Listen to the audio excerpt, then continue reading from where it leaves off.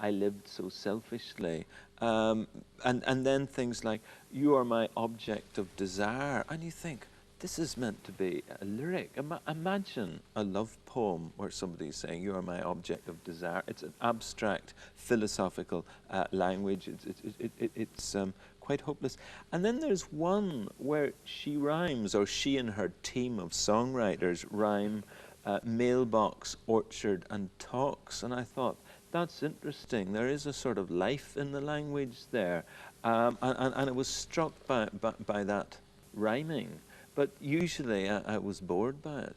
Suzanne Moore, I mean, there is a problem that her experience is now so far beyond those of most women that would listen to it. I mean, that is a difficulty, isn't it? Well, this is an album full of pain and loneliness, and you know, the classic thing, you know, the difficulty. I mean, she reminds me, you know, it's the sort of Diana thing, isn't it? You know, she has everything, but can she have a relationship? You know, could she have a baby? And yes, she's done it. And she looks, I mean, she looks fabulous. She looks fabulous in the videos.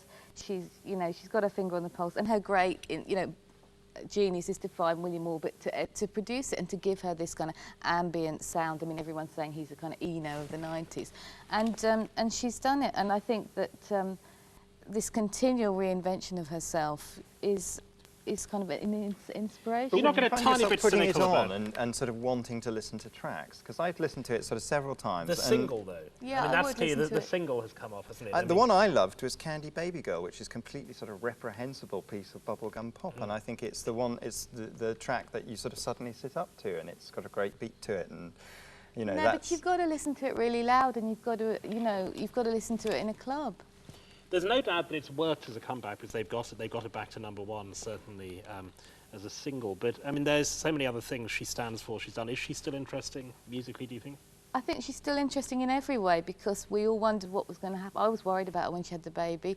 I mean, after having done the sex book, and everybody kind of derided her, and you thought, how can she expose herself anymore? And yet she's managed to sort of pull something out. You say you worry about it. You identify with her that strongly.